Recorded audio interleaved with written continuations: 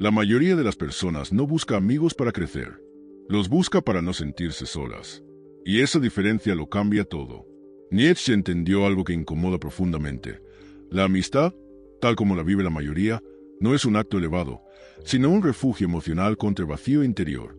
No se construye desde la fuerza, sino desde la necesidad. No nace del respeto profundo, sino del miedo a enfrentarse a uno mismo en silencio. El ser humano promedio no soporta estar a solas con sus propios pensamientos. El silencio le confronta, le obliga a mirar lo que no ha resuelto, lo que no ha construido, lo que no es. Por eso busca compañía constante. Conversaciones triviales, rutinas compartidas, risas repetidas. No para expandirse, sino para adormecer la inquietud interna. La amistad se convierte así en una anestesia del espíritu. Calma el dolor, pero también paraliza el crecimiento. Nietzsche fue implacable con esta idea. Para él, todo aquello que reduce la tensión interior debilita al individuo. La vida, entendida como fuerza, necesita fricción, contraste, lucha interna. Pero la amistad común elimina esa fricción. Te da consuelo cuando deberías sentir incomodidad. Te da aprobación cuando deberías cuestionarte. Te da pertenencia cuando deberías separarte para descubrir quién eres realmente. Observa con atención cómo funcionan la mayoría de los grupos de amigos. Comparten hábitos, opiniones, quejas y excusas. Se validan mutuamente en su estancamiento. Cuando uno intenta cambiar, mejorar o ir más allá, el grupo reacciona con ironía, burla o preocupación disfrazada de cuidado. No es maldad consciente, es autoprotección colectiva. Si tú creces, expones su inmovilidad. Si tú te elevas, rompes el equilibrio del grupo. Aquí aparece una de las verdades más duras. La amistad promedio no quiere verte caer, pero tampoco quiere verte demasiado alto. Quiere verte estable, predecible, reconocible. Quiere que sigas siendo el mismo. Nietzsche veía en esto una forma sutil de control. No impuesto por la fuerza, sino por el afecto. No te encadenan con violencia, te atan con costumbre. La anestesia funciona precisamente porque no duele. Nadie te obliga a quedarte. Nadie te amenaza. Simplemente te sientes cómodo. Y esa comodidad es el verdadero peligro. Porque mientras te sientes cómodo, el tiempo pasa. Y mientras el tiempo pasa, tu potencial se oxida. La amistad común no te destruye de golpe. Te desgasta lentamente. Nietzsche no atacaba la amistad por resentimiento, sino por lucidez.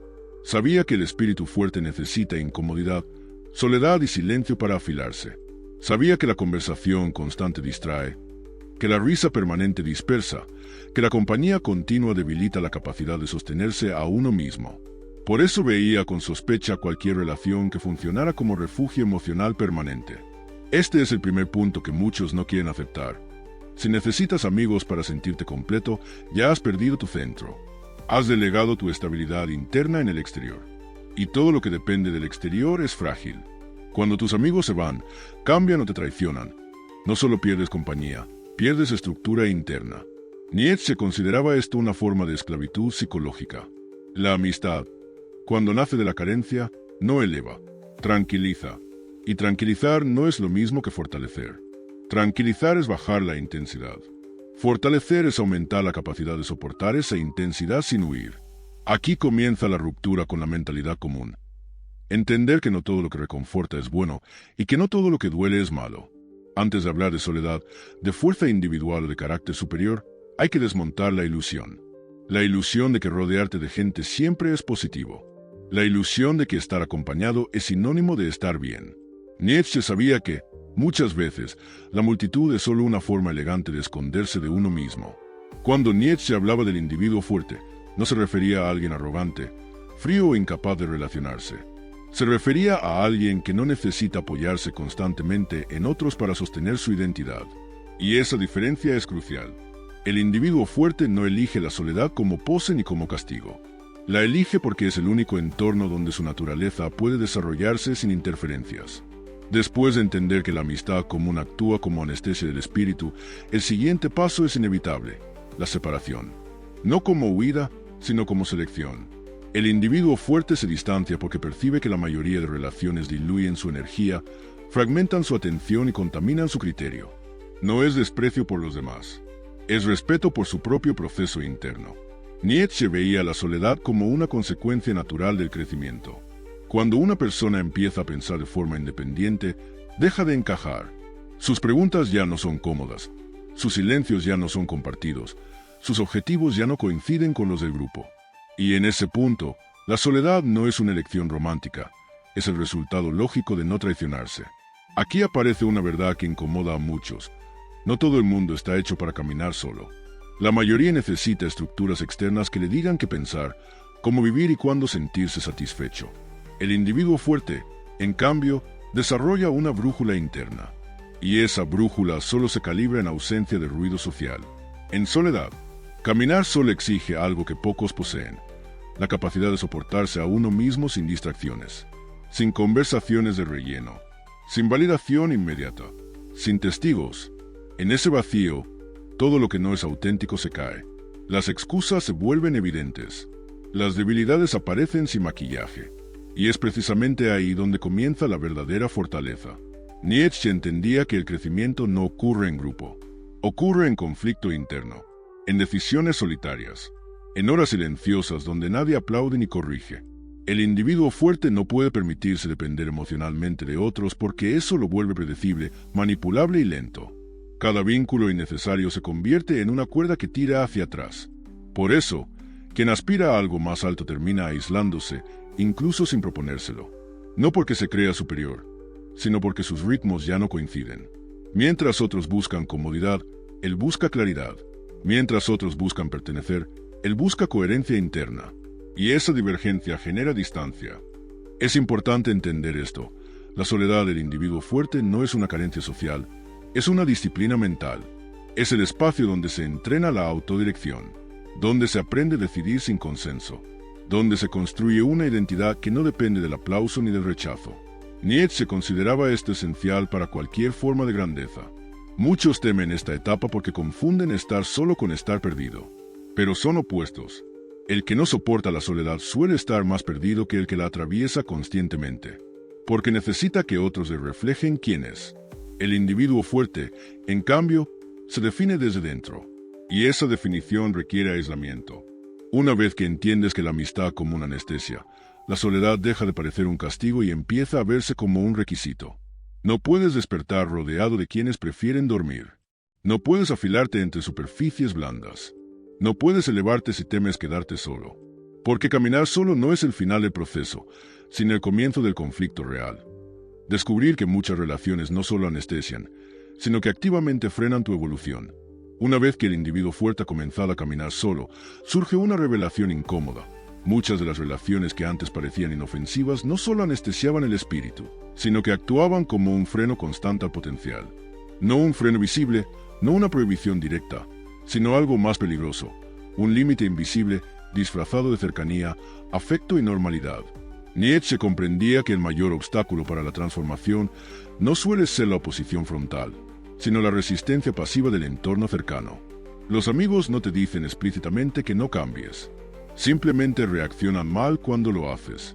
Se incomodan, te recuerdan quién eras, te devuelven una y otra vez a una versión antigua de ti mismo. Y si aceptas ese reflejo, te quedas ahí. El problema no es la mala intención, es la función psicológica de la amistad común. Toda relación estable se basa en expectativas mutuas, roles definidos, comportamientos previsibles. Cuando tú cambias, rompes ese contrato implícito. Ya no encajas en la narrativa compartida. Y el grupo, para restaurar el equilibrio, intenta corregirte, a veces con bromas, a veces con críticas suaves, a veces con preocupación fingida. Pero el objetivo es el mismo, que vuelvas a ser reconocible. Aquí aparece una de las ideas más duras de Nietzsche. El rebaño no tolera al que se transforma. No porque sea malo, sino porque su transformación expone una posibilidad que los demás no están dispuestos a asumir. Si tú puedes cambiar, ellos también podrían. Y esa idea es insoportable para quien ha construido su identidad sobre la resignación. Por eso, cuando alguien empieza a elevar sus estándares, a pensar de forma más independiente o a tomar decisiones que rompen la dinámica habitual, la reacción rara vez es apoyo genuino. Es resistencia, a veces sutil, a veces abierta, pero siempre constante. Los amigos se convierten entonces en guardianes involuntarios del statu quo personal. Este freno es invisible porque no se presenta como ataque, se presenta como normalidad. como no te compliques, como antes eras distinto, como eso no es para ti. Frases aparentemente inocentes que, repetidas en el tiempo, erosionan la voluntad. Nietzsche sabía que pocas personas resisten esta presión sin ceder, porque viene de quienes importan. El individuo que aún no ha desarrollado una base interna sólida termina dudando de sí mismo. Empieza a preguntarse si realmente está cambiando para mejor o si se está equivocando. Y en esa duda, muchas transformaciones mueren antes de consolidarse. No por falta de capacidad, sino por exceso de influencia externa. Aquí se revela porque la soledad no es solo una elección, sino una necesidad estratégica. Mientras sigas rodeado de personas que te conocen por quien fuiste, será casi imposible convertirte en quien puedes ser. Cada interacción te arrastra hacia atrás. Cada conversación reactiva antiguos patrones. Cada reunión refuerza la identidad pasada. Nietzsche entendía que el potencial necesita espacio, silencio, distancia, no porque los demás sean enemigos, sino porque su presencia constante interfiere en el proceso de autodefinición. El freno invisible no se rompe con confrontación, sino con retirada. No se discute, se supera alejándose. Primero descubres que la amistad anestesia, luego aceptas la soledad como camino, y ahora entiendes que muchas relaciones no solo no ayudan, sino que activamente limitan. No por maldad, sino por estructura psicológica. Y esta comprensión prepara el paso siguiente. Porque una vez que el individuo rompe esos frenos invisibles y se sostiene en soledad, ocurre algo decisivo. La soledad deja de doler y empieza a forjar. Ya no es vacío, es herramienta. Después de romper con la anestesia de la amistad común y de atravesar la separación necesaria del individuo fuerte, la soledad deja de ser un estado incómodo y se transforma en algo radicalmente distinto. Un espacio de forja. Nietzsche entendía que no toda soledad es igual. Existe la soledad del que huye y la soledad del que se construye. La primera debilita, la segunda endurece. Cuando ya no hay frenos invisibles ni miradas que te devuelvan a quien fuiste, ocurre algo inevitable. Te enfrentas a ti mismo sin intermediarios. No hay testigos, no hay excusas sociales, no hay distracciones suficientes para tapar lo que eres y lo que no eres. Esta es la fase que la mayoría evita, porque aquí no hay consuelo. Pero es precisamente aquí donde nace el carácter superior. Nietzsche veía el carácter como algo que no se hereda ni se aprende en compañía, sino que se templa en aislamiento. La soledad obliga a tomar decisiones sin aprobación, obliga a sostener convicciones sin aplausos, obliga a convivir con el error sin refugiarse en la opinión ajena. Y todo eso fortalece una estructura interna que no depende del entorno. En este punto, la soledad ya no es ausencia de otros, sino presencia total de uno mismo. Cada pensamiento pesa más. Cada elección tiene consecuencias directas. No hay a quien culpar ni con quien diluir la responsabilidad. Esta presión constante genera algo raro en el mundo moderno, autodisciplina real. No la disciplina impuesta, sino la que nace del respeto por uno mismo. Nietzsche entendía que solo quien soporta esta presión puede aspirar a algo más alto. Porque el carácter superior no se define por lo que hace cuando lo observan, sino por lo que sostiene cuando nadie mira. La soledad revela si tu fuerza es auténtica o solo un reflejo social, si tus valores son propios o prestados. Aquí ocurre una inversión crucial. Lo que antes dolía empieza a fortalecer. El silencio ya no oprime, ordena. El aislamiento ya no vacía, concentra. La falta de validación externa obliga a desarrollar un criterio interno, y ese criterio es la base de toda grandeza individual. Sin él, cualquier éxito es frágil y cualquier identidad es prestada. Nietzsche veía en esta etapa el nacimiento del verdadero respeto por uno mismo. No el respeto que se exige a otros, sino el que se construye cuando te conviertes en alguien que no necesita mentirse. La soledad actúa como un espejo implacable. No exagera, no suaviza, no consuela, pero tampoco engaña. Y esa honestidad brutal es lo que forma el carácter. Muchos confunden esta fase con frialdad o desconexión emocional. Pero no se trata de endurecerse contra el mundo, sino de fortalecerse antes de volver a él. El individuo que atraviesa esta soledad ya no busca compañía para llenar vacíos, sino para compartir abundancia interna. Ya no depende, elige. Primero se rompe la anestesia, luego se acepta la separación, después se eliminan los frenos invisibles y ahora se comprende que la soledad no era el fin, sino el medio. El medio para construir una identidad sólida, autónoma y resistente. Y esta construcción lleva inevitablemente a la última conclusión. Porque una vez que el carácter está forjado, la pregunta cambia. Ya no es si necesitas amigos, sino qué tipo de vínculos pueden existir sin debilitarte. Después de atravesar la anestesia de la amistad común, de aceptar la soledad como necesidad, de romper los frenos invisibles y de forjar el carácter en aislamiento, queda una última idea que redefine por completo la forma de relacionarse con los demás. Nietzsche no proponía un rechazo absoluto de toda relación humana. Proponía algo mucho más exigente: dejar de buscar amigos y empezar a reconocer iguales. La diferencia es radical. El amigo común aparece para llenar vacíos, compartir rutinas y sostener identidades cómodas. El igual, en cambio, no llega para tranquilizarte, sino para desafiarte. No te necesita, ni lo necesitas. No valida tu estancamiento, ni tú el suyo. La relación no se basa en la costumbre, sino en el respeto mutuo entre fuerzas autónomas. Nietzsche entendía que solo quien ha aprendido a sostenerse, solo puede relacionarse sin depender. Antes de eso, toda amistad es una forma de apego. Toda cercanía es una negociación inconsciente de seguridad. Y toda lealtad es frágil, porque nace del miedo a perder compañía. Por eso la soledad no es una fase opcional, sino un requisito previo para cualquier vínculo sano. Cuando el individuo no ha atravesado la soledad, busca en los demás lo que no ha construido en sí mismo. Busca aprobación, dirección, identidad. Y esa búsqueda contamina cualquier relación. La vuelve asimétrica, la vuelve dependiente. Nietzsche veía esto como una forma de debilidad compartida, no como unión auténtica. El igual, en cambio, solo puede existir cuando ya no hay necesidad. Cuando ambos individuos están completos en su soledad. Cuando ninguno exige al otro que lo salve, lo motive o lo confirme. La relación surge entonces desde la abundancia, no desde la carencia. Y por eso es rara, extremadamente rara. Aquí se revela el verdadero sentido de no tener amigos.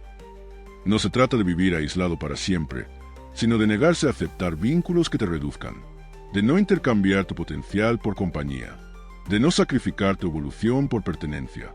Nietzsche sabía que la mayoría de personas jamás llegaría a este punto, porque exige demasiado: carácter, paciencia y una soledad prolongada.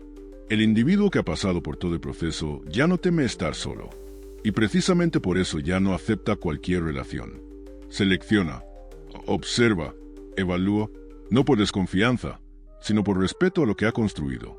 Ya no necesita a nadie para sostenerse, y por eso puede permitirse estar con otros sin perderse. Este es el cierre definitivo. No tener amigos no es una pérdida, es una depuración. Es eliminar relaciones basadas en la anestesia, la costumbre y el miedo. Es preparar el terreno para vínculos raros, exigentes y honestos. Vínculos entre individuos que no se arrastran ni se sostienen, sino que caminan en paralelo.